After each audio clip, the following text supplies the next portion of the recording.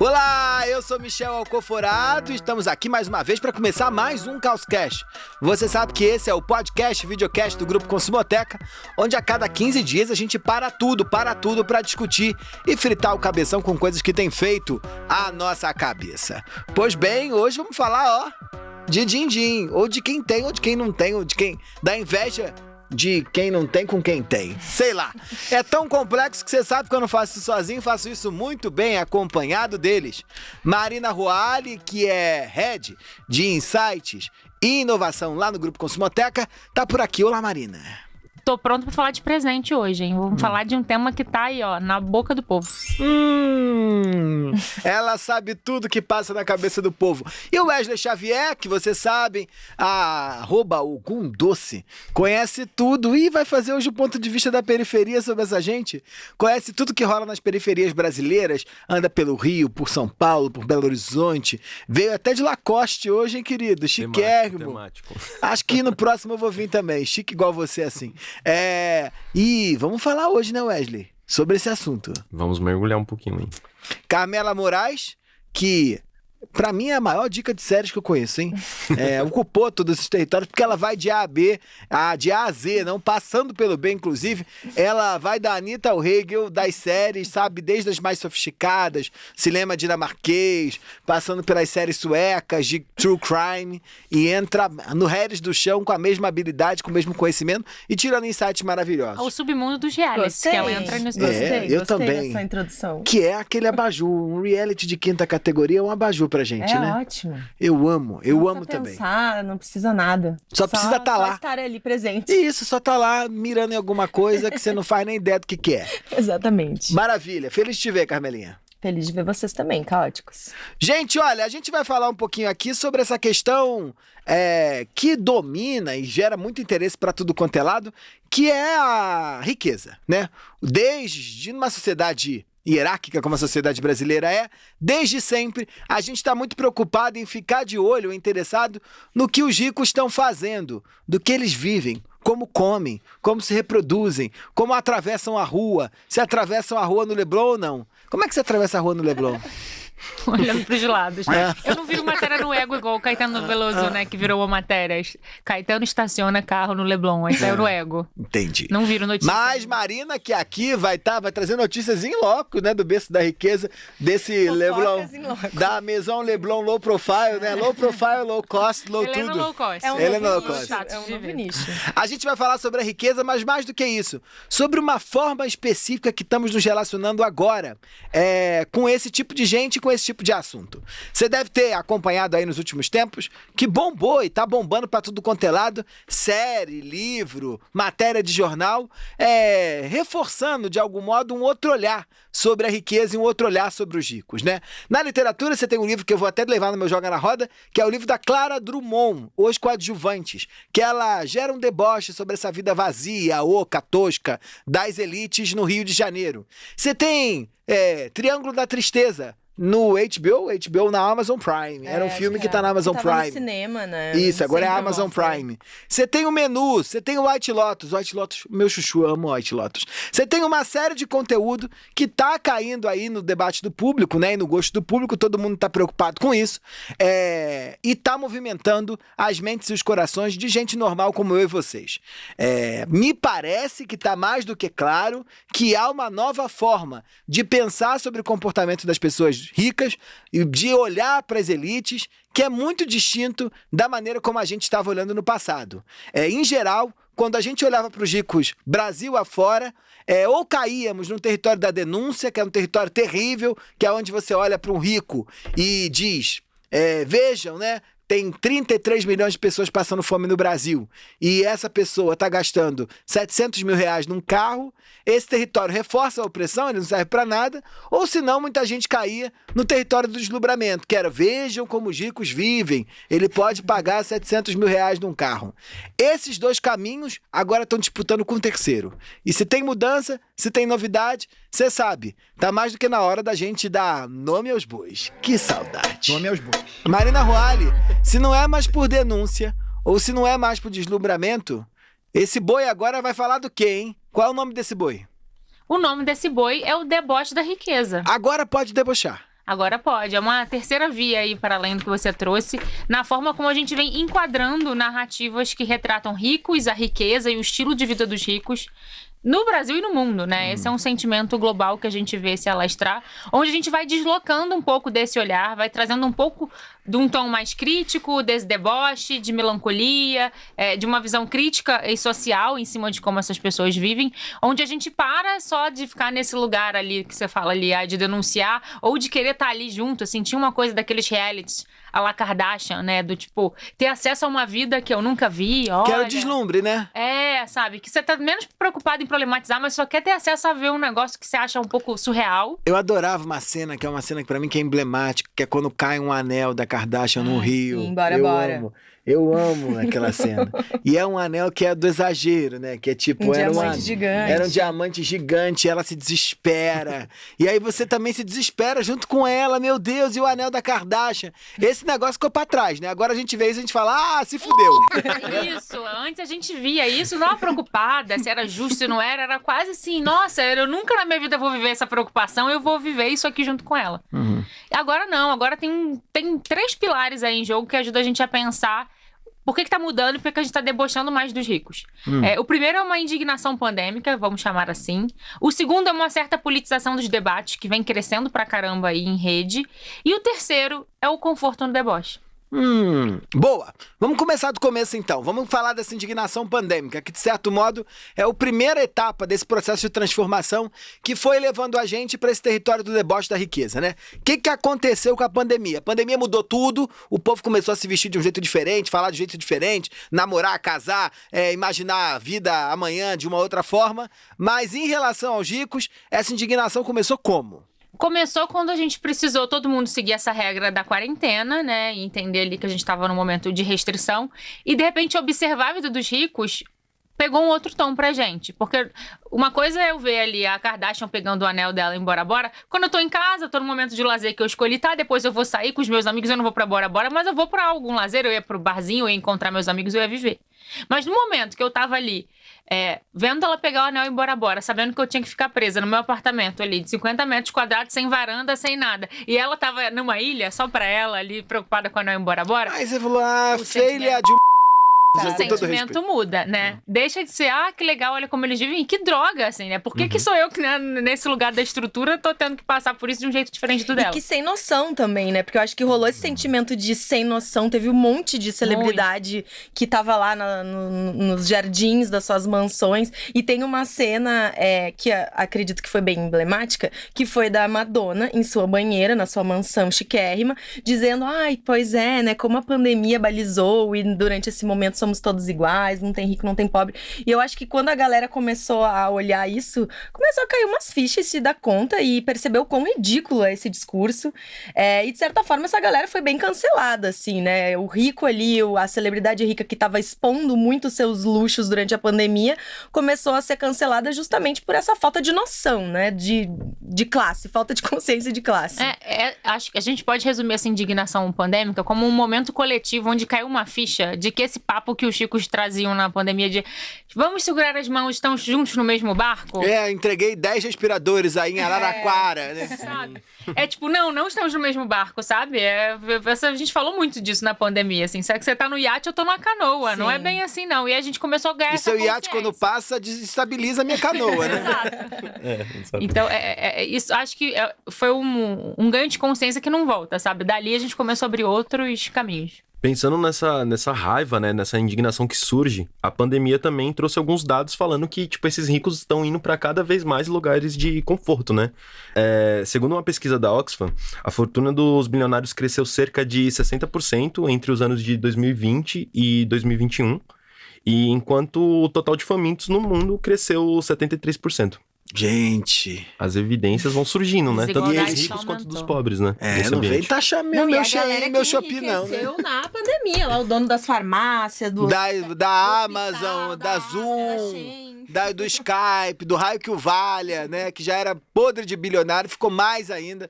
por conta desse acirramento do processo pandêmico. É bom, bom, bom, bom, que era aquela música. Isso. E de cima sobe, de baixo desce. Nossa, devia ter voltado. Só que agora a gente tá... O processo gerou uma indignação gigantesca, né? Como você colocou muito bem, né? Que isso gerou. E essa indignação, ela, de certo modo, levou as pessoas a se politizarem.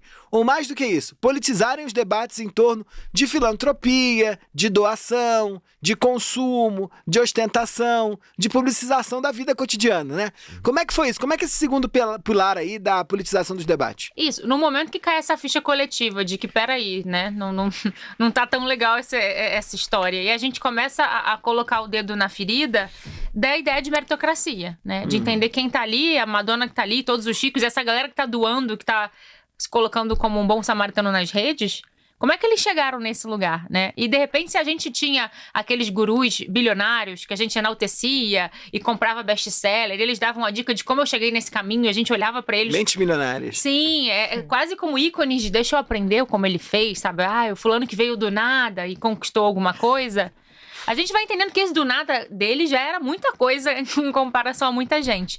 Então, pensar em politização do debate é a gente ampliar o olhar de entender que o lugar que a gente ocupa na sociedade não é só fruto do indivíduo, ele da ação dele sozinho no mundo. Tem uma estrutura ali de onde ele nasce, do que ele tem acesso, do como ele conquista as coisas. Então, politizar debate vai para isso, assim. A gente começa a entender que uma foto curtindo o final de semana no Instagram não é só uma foto, né? O Instagram, por muito tempo, era esse lugar do entretenimento. E conforme as redes sociais vão virando uma via pública, a gente entende que tem um papel, tem uma questão simbólica. Então, se você posta uma foto curtindo e usufruindo de um benefício que só você tem, que é um privilégio muito seu, por conta do seu lugar na estrutura, e não acha que tem problema nenhum fazer isso no momento que as outras pessoas não podem, a gente começa a entender, isso aqui é um papo político, né? É um papo sobre entender o que pega bem, o que não pega bem nesse dia de hoje, e isso tudo cresceu muito. Então, é um papo que ele não vai se frear. A gente já vai doutrinando o olhar, e uma vez que você passa a olhar para esses ricos de um jeito, você não volta, né? Sim. Tem um aspecto que você acho que chama atenção nessa politização do debate, que a gente está falando de uma desnaturalização da riqueza, né? A gente tinha tendência, nem sei se essa porra dessa palavra existe, mas a gente teve uma tendência durante muito tempo aqui no Brasil, na forma como a gente organizava as hierarquias sociais, de naturalizar que os ricos estavam no lugar dos ricos porque quase foram iluminados ou dotados de uma inteligência fora do comum que os colocaram nesse lugar. E os pobres também estavam nesse lugar por conta de uma dificuldade gigantesca de uma sociedade que tem um passado enorme a resolver. Ou de gente preguiçosa que não correu atrás, Isso. que não tem educação. Ou, não correu, não quis fazer faculdade, não quis estudar, não quis se aprimorar intelectualmente para avançar e começar a assumir cargos de mais poder ou retorno financeiro. Eu acho que essa politização, ela breca com isso, né? A gente começa a entender que há uma construção social ou há uma disputa de dominação e de poder simbólico que coloca determinados tipos de gente no topo da pirâmide e uma massa, né, de miseráveis na base. E isso tá sendo agora questionado de algum modo, né? Sim, ainda mais pensando nessa questão do lugar inspiracional, né? Tipo, desse rico que tá nesse topo, inspirando os pobres. E qual é a aspiração da periferia em termos de marca ou em termos de símbolo de riqueza, hein, Wesley? Pra gente gerar um debate aí interessante, eu acho que você entende pra caramba disso. Tem todo aquele dilema, né, de quando um pobre tá consumindo algum artigo caro, assim, nem falando ainda em ambiente de luxo, ele tá buscando se caracterizar e se enquadrar dentro de um ambiente que ele não está ou que ele almeja chegar em relação à classe social.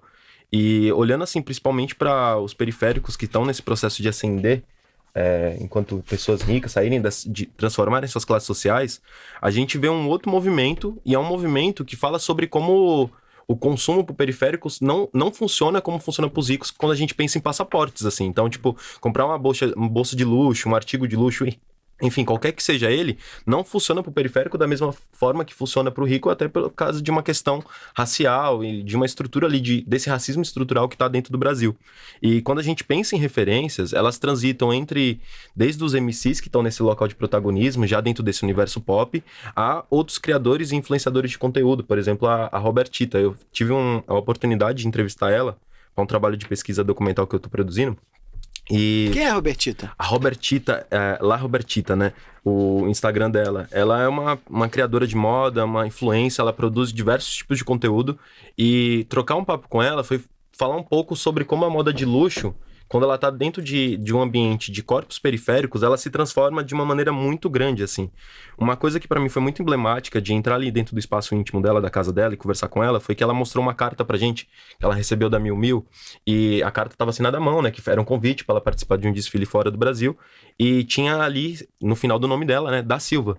Mais uma Silva dentro de um ambiente desse, de como que esses símbolos, eles acabam se transformando. Então, tipo, uma Silva sendo convidada para Miu Miu para fazer um trabalho fora do Brasil, assim. Então, a questão da ostentação, aquela visão de que ostentação é uma coisa de esbanjar, de colocar no lugar do exagero e somente pelo exagero, quando ele vem pela periferia, ele vem nessa conexão com a ancestralidade. Então, eu não estou esbanjando e falando que, tipo, eu compro para descartar ou que eu tenho, mas é sobre... Eu posso ter também porque outros não tiveram e eu estou nesse local hoje de construir meu espaço de protagonismo.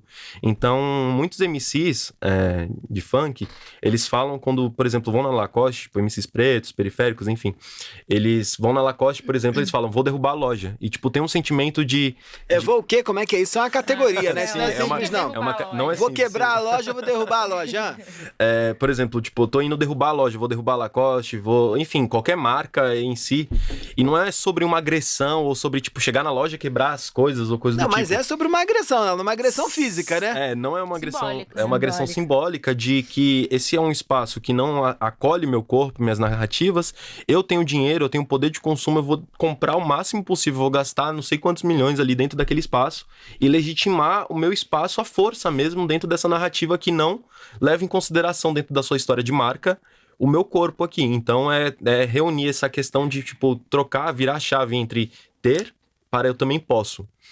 E essa politização, ela também acontece de uma forma ou de outra, assim, no entretenimento, né? A gente começou ali o episódio falando dessas séries de hoje, mas se a gente traçar uma linha do tempo, eu fui letrada em Patricinhas de Beverly Hills, tá? Eu passava na sessão da tarde, eu amava, e acho que, assim, naquela época ali, anos 90, anos 2000, era muito esse entretenimento à la Patricinhas de Beverly Hills, Sex and the City, The O.C., Desperate Housewives, era um monte de séries que era bem isso, assim, almejando aquela vida ali do rico, né? O meu sonho era ter aquele closet lá, eletrônico, que girava com aquelas roupas lá da Patricinha de Beverly Hills.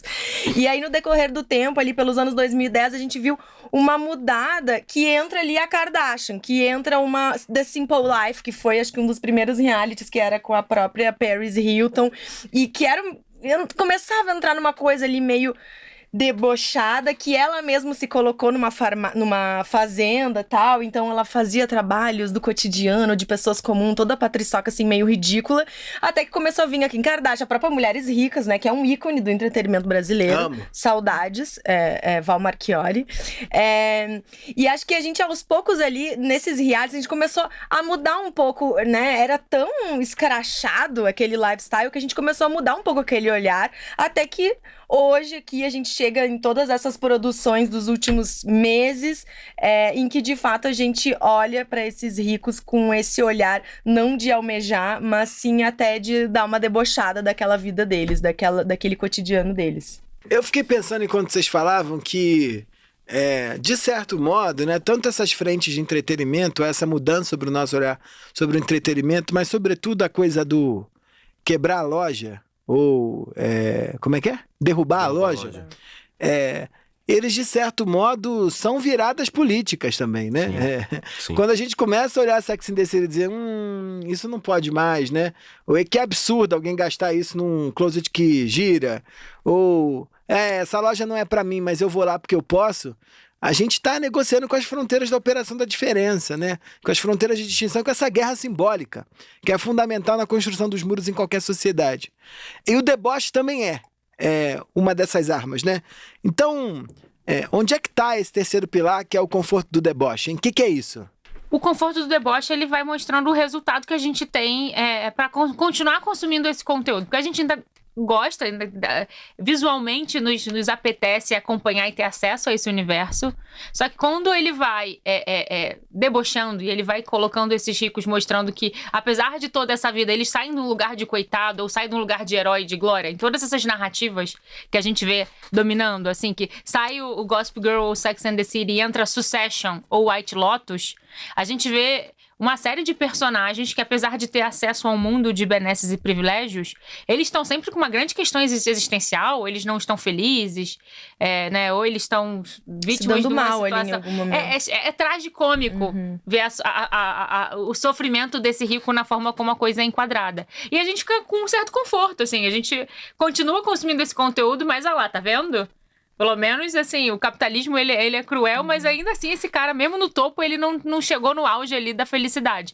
Então, é como se tivesse um prazerzinho ali no final. A gente se sente um pouco justiçado de estar vendo ali um pouco dessas narrativas e vai comprovando e sedimentando esse olhar mais crítico sobre esses acessos, assim. Acho que quando o Wes traz essa ideia de derrubar uma loja e você chegar para uma marca e falar...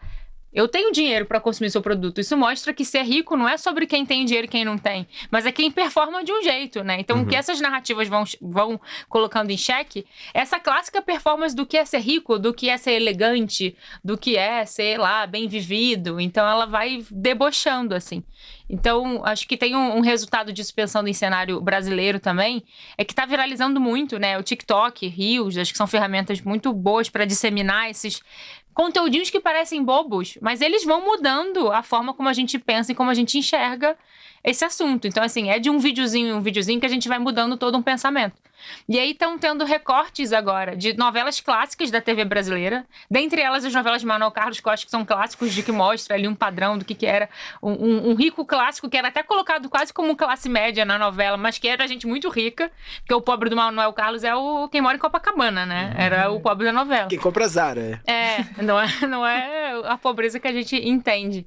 E eles vão trazendo recortes de novelas e falas, assim, da Helena, com algumas mensagens que, assim, se você hoje olha essa cena, assim, tem até uma cena que tá viralizando da Vera Fischer com a Zilda, que é a personagem que faz a empregada dela na casa dela, e, assim, com umas falas, assim, que, sim, tudo bem você ter visto isso há uns anos e achado normal, mas se hoje você ainda olha isso e acha essa fala completamente normal, é que você tem que mudar teu olhar, sabe? O que ela falava?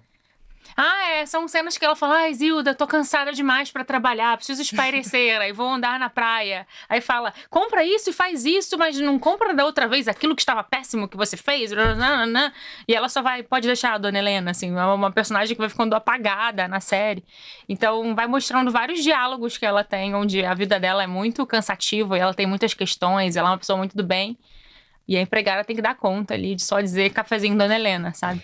Eu acho interessante isso que tu falou, porque se a gente for pegar todas essas séries que tu falou, Successions, White Lotus, o próprio Menu, o Triângulo da Tristeza, sempre tem um personagem que é o pobre, né, entre aspas, ou a pessoa ali normal, que não é milionária, que é o famoso primo Greg, né, que é o personagem preferido de todo mundo, que faz aquela conexão com a gente, né, que é a pessoa que tá ali no The White Lotus, tem aquela menina, não me lembro o nome da personagem, que é aquela menina assistente da maravilhosa lá.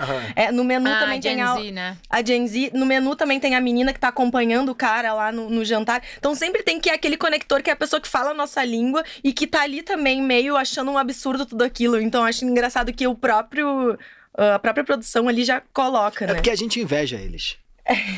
Se a gente debocha dos ricos, a gente inveja essa moça, por uma questão muito simples. É o que eu chamo no meu trabalho de especialista.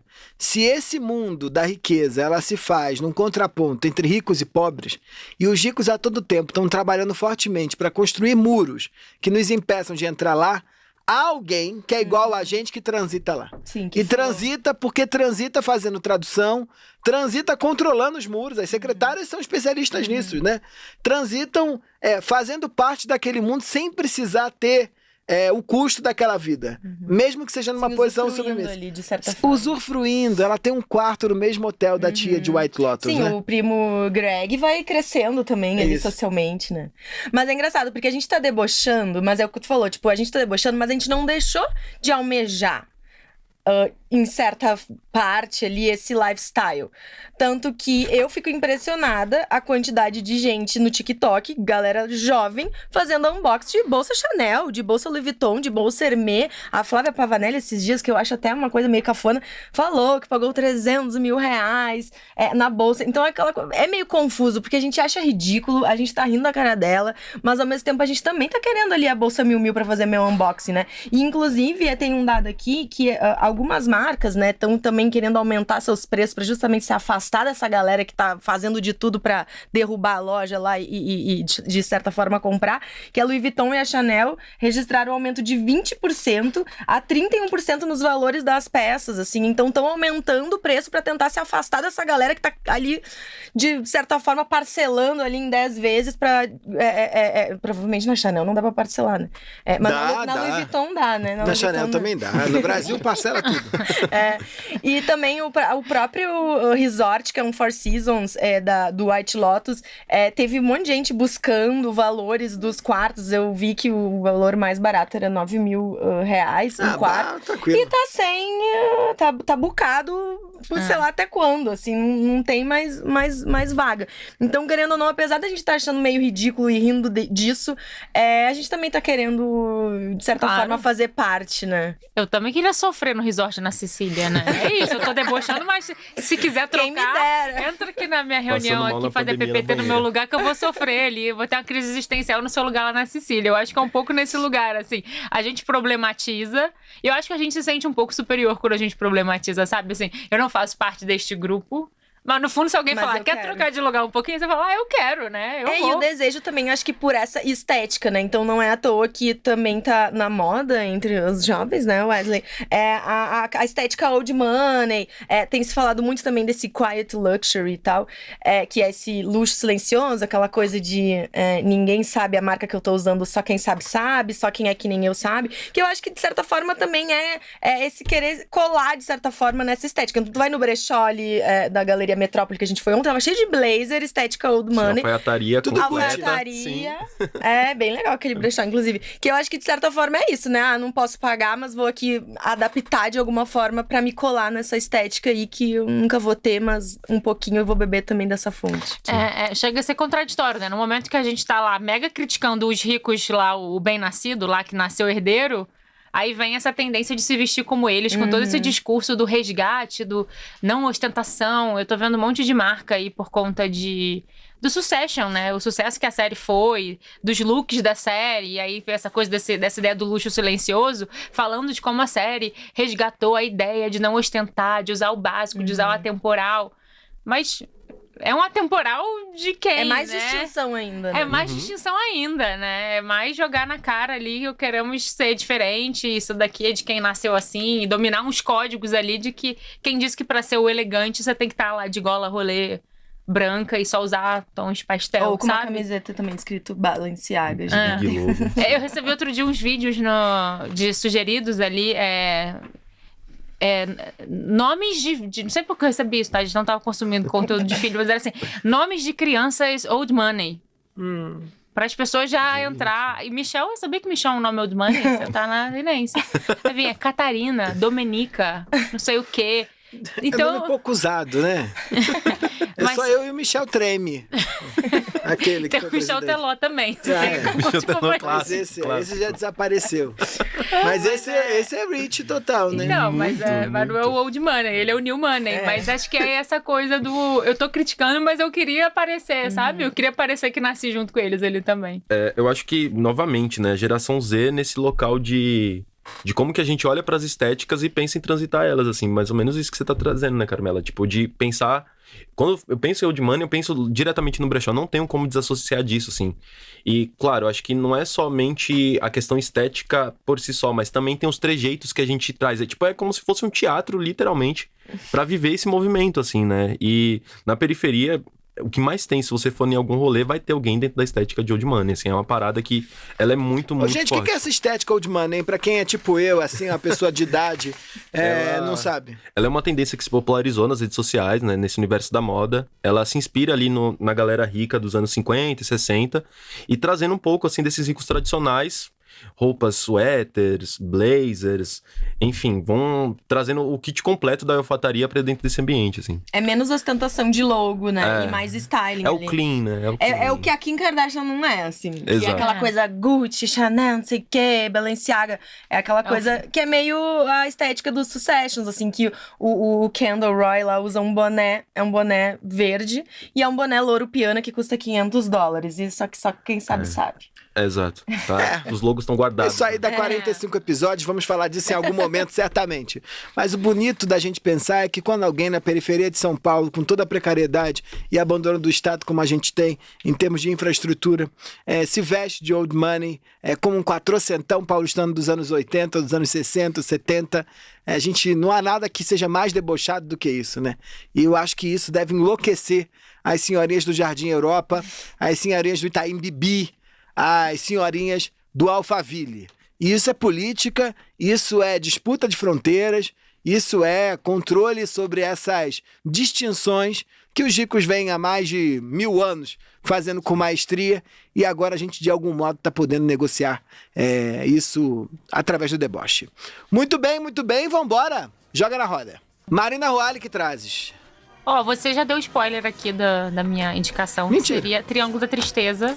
Mas aí não fui eu o culpado, foi o roteiro. Sim, Mas não, aí você explora, sabe. vai lá, conta então. Sim, eu acho que a sensação que eu tive vendo Triângulo da Tristeza é que é um mix de Parasita com White Lotus. Porque Exatamente. tem aquela coisa da contemplação do mundo inacessível, mas de repente ele vai te dando uns punch, aí ele começa a te dar aquela coisa que quem viu Parasita, você vai ficando meio nervoso, você vai ficando meio incomodado. Eu acho que dá aquela uma crítica interessante. Foi até um filme que foi indicado ao Oscar esse ano, acho que indico também.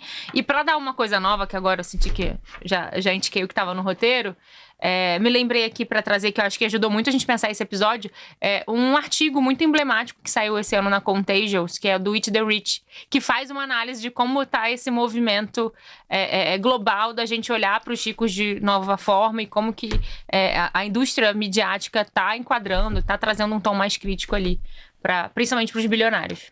Wesley Xavier.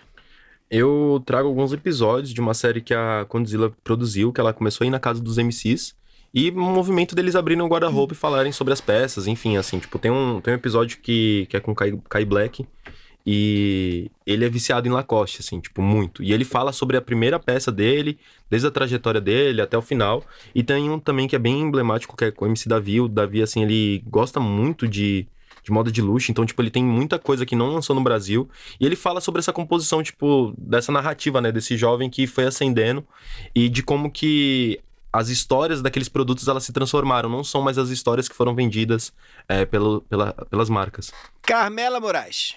Hoje eu trouxe um livro que eu li há muito tempo atrás, que se chama Hell Paris 75016, que Sei, aquela moça, né?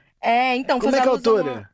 É a Lolita Pili. Isso, o nome da autora. muito maravilhoso. Que esse número faz alusão a uma região de Paris e conta a história de, assim, nepo babies, mas assim, da realeza da Europa, gente muito, muito, muito rica. Só que ele traz, assim, e é sobre jovens, adolescentes ali, só que traz um tom bem depreciativo, assim, de uma vida muito vazia. Niilista. Exatamente, com uso extremamente abusivo de drogas. É bem interessante. Eu, inclusive, assisti no Teatro São Pedro, em Porto Alegre, uma peça com a Bárbara Paz sobre esse livro também. Então, é um livro super antigo, tem filme também, é bem legal.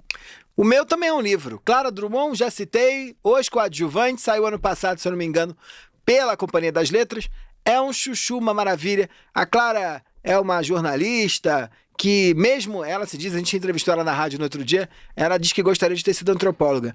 E faz, mesmo com ficção, uma ótima etnografia, uma aula sobre as elites cariocas, eu adoro. Pois bem, vambora, hein? Beijo, Marina. Beijos old money pra vocês. Como será que é a versão old money? É blasé, né? É blasé. Tinha que fazer Acho que faz meio amis, assim, sabe? Só com a mãozinha. um casaquinho de tricô, assim, Isso. amarrado. Wesley Xavier, tchau, tchau. Tchau, gente. Um cheiro. Carmela Moraes, besitos. Besitos.